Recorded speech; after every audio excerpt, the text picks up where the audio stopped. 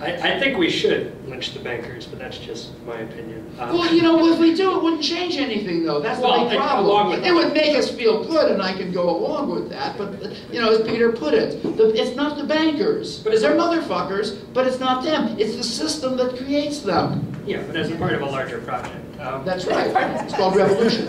Yeah. I don't know.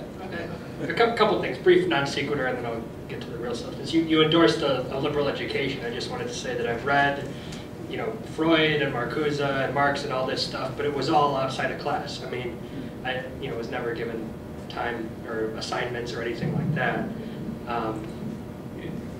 And you know, I guess I wanted to, announce a few events too. If people want to be engaged in more praxis. I mean, there's the international forum going on over May Day weekend, which is important and people should go to that. But there's also actual, May Day rallies, protests, which is the big issue is immigrants' rights. I mean, there's still the old left. The unions will be there, but the largest group of the mobilization are going to be people demanding an end to deportation, raids, E-Verify. So that would be 3 o'clock at Union Park, and then the day after, Sunday, people will be going to Waldheim as well from like noon until they close. And I guess I wanted to kind of reiterate this idea that the Tea Party maybe isn't the real problem, and we need to focus more on, within the left, building that alternative of breaking down that barrier of the white working class so that they don't end up going to the right, and with the vast majority of the population, which are not the demographics that you described. And I think one way to do that, again, might be more direct action. Like I went to another meeting the other day, packed room, mostly young people talking about the Greek insurrection. And they explicitly reject all ideology, which I don't necessarily agree with rejecting all theory, but I think maybe some of the old left, some of Marxism is too ivory tower at this point. There's an awful lot to what you're saying, and I do completely agree with you. Well, one thing, though, and this is a commercial from my sponsor, that those people who do go to Loyola University, not just me, but there's other people that teach there, Peter, for example, Peter that teaches there, Dave Schweiger, Dave Ingram, and we have a living example of one of my students, Grace, a graduate student, will tell you that you take courses with me, if you take my classical and modern theory, you're going to have Marx, Marcuse up the ass.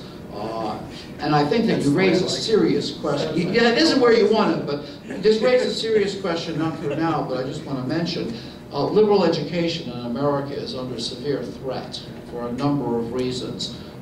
That the model of education in America now is the University of Phoenix that has 100,000 students and not a single classroom.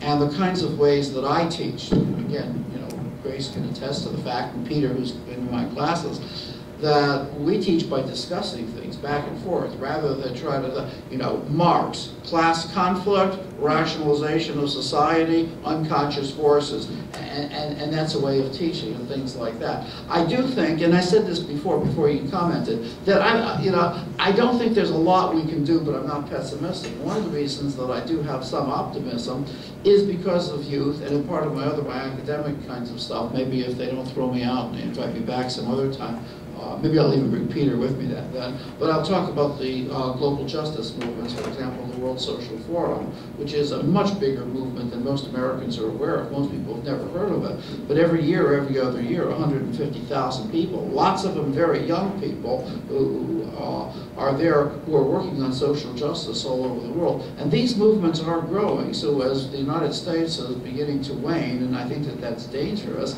we do see tremendous growth of these movements in parts of Asia, the Philippines, throughout Latin America. That Latin America has basically, just with the exception of Colombia, pretty much moved out of the American orbit, whether it's Venezuela at one extreme or even Chile that just reverted back to conservative, but It's not going to be the Pinochet. So I think that much of our future does rest on mobilizing young people, because, you know, I say that we should examine this question in 20 years, but I don't know if I'll be here in 20 years. Maybe some of them will be. No, I'll come back in 20 years. I'll stay alive just to come back here.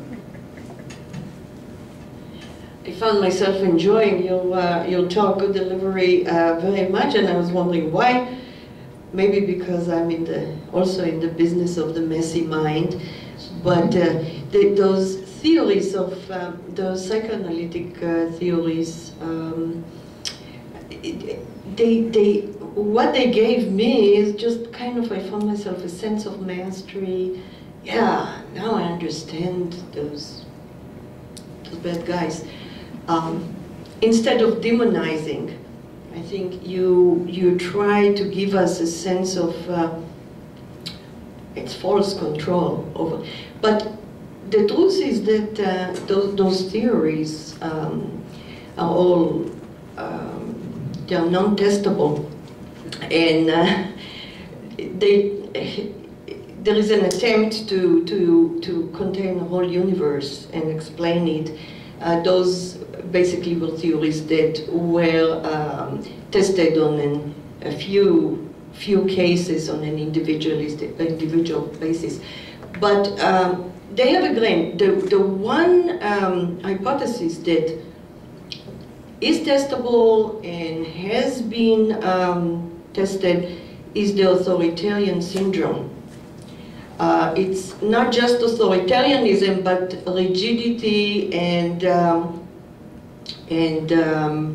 binary thinking, which led me to the same conclusions, I think, that Peter verbalized so well, that what we really, this can be very helpful in self-examination rather than understanding the Tea Party. But watch for this binary thinking that really muddles the gray reality that we have and the complexity that we have to deal with.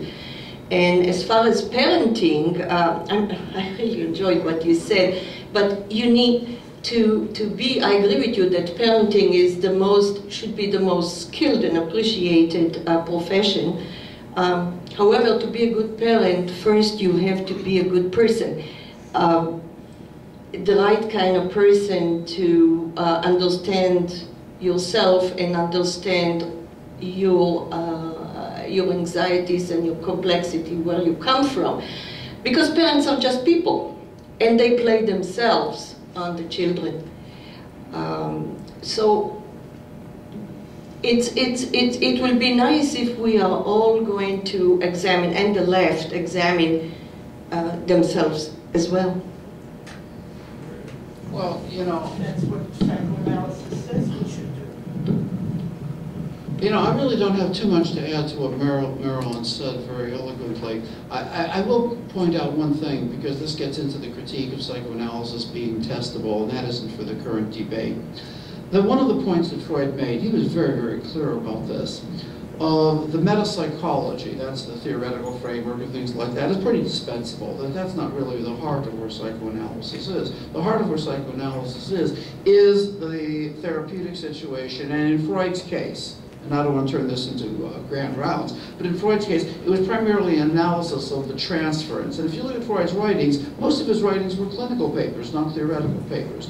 The reason that we use this kind of a theory is to help us, as Marilyn put out, because understanding castration, we're not really talking about the physical thing. We're talking about guys that are feeling crushed, being cut off, being powerless, in large part because of all of these structural economic changes of the increasing number of women, etc., etc. So the important point here is that these particular concepts do offer us certain ways, and you know, maybe authoritarianism helps us. You know, this has been part and parcel, as you argued.